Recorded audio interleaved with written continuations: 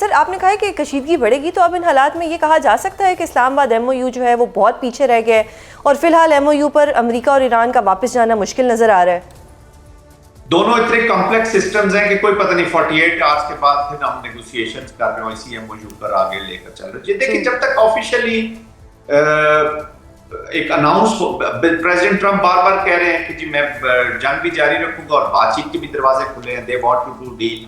Iran ने भी officially Pakistan को या अमेरिका ने पाकिस्तान को ऑफिशियली इन्फॉर्म नहीं किया कि this we are no more bound to that, जिससे अभी तक तो ये इंटैक्ट है। और पाकिस्तान इस वक्त स्क्रैम्बल भी बहुत कर रहा है, पूरी कोशिश कर रहा है कि they get back to the table और इसी एमओयू को लेकर आगे चले और जो कॉन्फिडेंस बिल्डिंग मेजर्स करनी है वो जरूर की जाए।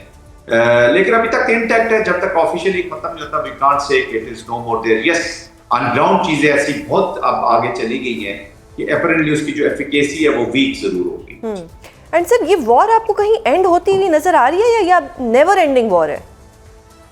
देखिए सुजैन, अमेरिका ने तो आज नहीं तो कल इसमें से निकलना है, क्योंकि प्रेसिडेंट ट्रंप, अगर हम गो बाय व्हाट ही से कि मैं फॉरएवर वॉर में नहीं रहना चाहता, फिर इस वॉर ने उनकी जो डोमेस्टिक पॉलिटिक्स है उसको नुकसान पहुंचाया। Is under pressure mid term से पहले तो ये अमेरिका इसमें से आज नहीं निकलेगा तो अगले इलेक्शन के बाद जो नई आएगी लीडरशिप वो जरूर इस वॉर से निकल जाएगी। Why? Because 70% of Americans are not with this war. वो कहते हैं ये हमारी वॉर है ही, ये नेतन्याहू की वॉर थी, they dragged president Trump into this. तो ये उस कॉन्टेक्स्ट में तो ये, लेकिन वॉर की जो आउटकम्स होती हैं बड़ी अनप्रेडिक्टेबल होती है। These outcomes can create new conditions. Afghanistan में अमेरिका आया हुआ था, जंग जारी थी, 3 साल बाद आपने इराक खोल दिया, एक नई कंडीशन बन गई और उसके बाद इराक की आप हालत देखेंगे किधर पहुंच गए। आई थिंक जब तक ये वॉर रुकेगी उसके बाद जो नई एनवायरनमेंट क्रिएट होगी वो डिक्टेट करेगी कि ये कंटेस्टेशन किधर जा रही है। लेकिन जिस तरीके से ये एक्सपेंशन हुई रीजन के अंदर, जो टेंशंस बढ़ी हैं, जिसका विक्टर मैं कहूंगा कि इजराइली है, वो खुश है कि इनके आपस में जो ताल्लुकात है जो कुछ बेहतर होने के बहुत चांसेस थे कि ये बेहतर हो जाते अगर ये एमओयू के ऊपर अमल दरामद। अच्छा सर, एमओयू के ऊपर अमल दरामद भी हो रहा था। अब आपने कहा कि अमेरिका जो है वो इस वॉर से निकलना चाहता है, क्या ईरान भी इस वॉर से निकलना चाहते हैं? क्योंकि हमने देखा कि फ्यूनरल के बाद शायद उनका कॉन्फिडेंस इतना बूस्ट हुआ, लोगों को देख के इतनी बड़ी तादाद में लोग थे, या उनको ऐसा लगा कि हमने तो जो खोना था वो खो दिया है, आज हमारे साथ इतनी आवाम खड़ी है तो दोबारा से वॉर को स्टार्ट करते हैं। एक ये सिचुएशन भी तो सामने नजर आ रही है कि क्या अब ईरान निकलना चाह रहा है इस वॉर से? ईरान के अंदर बहुत स्ट्रेटेजिक माइंड मौजूद है जी, दे एग्जैक्टली नो। अगर निकलना ना चाह रहा होता तो एमओयू के ऊपर प्रेसिडेंट पेजेश्कियान के साइन ना होते। उन्होंने जब साइन किए तो this is a clear indication वो अब जो व्हाटएवर दे हैव प्रॉमिस्ड और जो उन्होंने साइन किया वो इसको लेकर आप चलना चाहेंगे। तो दैट इज वेरी इंपॉर्टेंट। मैं तो समझता हूँ कि बिल्कुल निकलना ही चाह रहा था तो उन्होंने साइन किए हैं।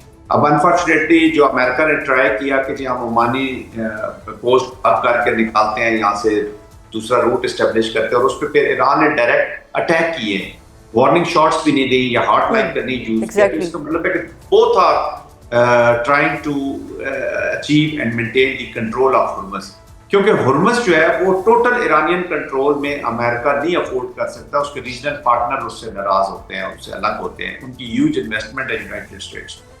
और बाकी भी दुनिया जो है वो फ्री वाटर फ्री ट्रेड चाहेगी। वो इतना आसान नहीं है कि वो आप टोटली ईरानियन कंट्रोल में दे दें without going into the legal debate जो होती रहती है कि ये टेरिटोरियल वाटर्स हैं या इंटरनेशनल वाटर्स हैं।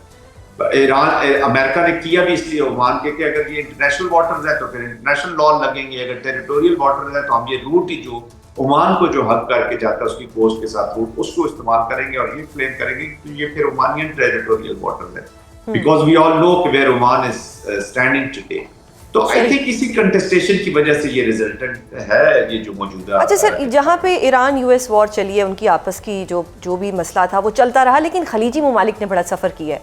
और अभी अगर रिसेंटली बात की जाए तो खलीजी ममालिक के लिए ताज़ा तरीन हमलों के बाद जो सूरत हाल है वो कितनी मुश्किल हो गई है, एंड इन योर ओपिनियन अब इन ममालिक को कौन बेल आउट करेगा? देखिए, अमेरिकन के साथ अभी तो उनका आर्किटेक्चर चल रहा है और वो अमेरिकन से ही चाहते हैं कि वो एक सिचुएशन ऐसी क्रिएट करें कि फ्यूचर की थ्रेट ना रहे।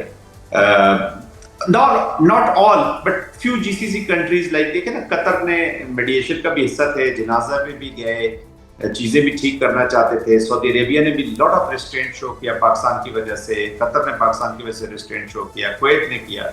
ये ममालिक है जो ऑफ कोर्स ये एक रीजन के अंदर बेहतर एनवायरनमेंट को लेकर आगे चलना चाहते हैं, इसलिए रिस्ट्रेंट आए।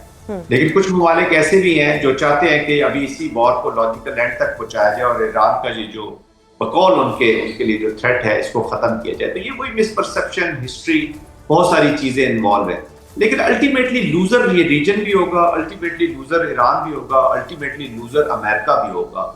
विनर एक ही सिर्फ होगा और वो होगा इजराइल, क्योंकि उनको एक ऐसी इन्वायरमेंट रीजन में मिल जाएगी। आज देखें ना, इस जंग की वजह से फिर इस गाजा किधर खड़ा है आज, वो 90,000 शहादतें किधर खड़ी हैं, वो nobody is talking about that board of peace किधर है वो। इसी तरह फिर लेबनान शुरू हो जाएगा और रीजन अपनी कंटेस्टेशन में चला जाएगा। मैं एक सिनारियो आपके सामने पेंट करता हूँ, अगर आप मुझे इजाजत दें। लेट्स से कि अमेरिका चला जाता है कल कोई रीजन करके, जी मैंने अपने ऑब्जेक्टिव्स अचीव कर लिए, now I am leaving this region, तो पीछे क्या रह जाएगा, क्यास और ये कंटेस्टेशन रह जाए। तो ये नो वॉर नो पीस के साथ ये रीजन फिर आगे चलना है। और रीजन के अंदर कॉन्फ्लिक्ट हो या फ्रिक्शन हो तो वो रीजन डेवलप नहीं होता। बहुत शुक्रिया जनरल साहब प्रोग्राम में अपना कीमती वक्त देने के लिए। नाज़रीन, प्रोग्राम का वक्त ख़त्म होता है, कल आपसे दोबारा मुलाकात होगी। अपना बहुत ख्याल रखिएगा, अल्लाह हाफ़िज़।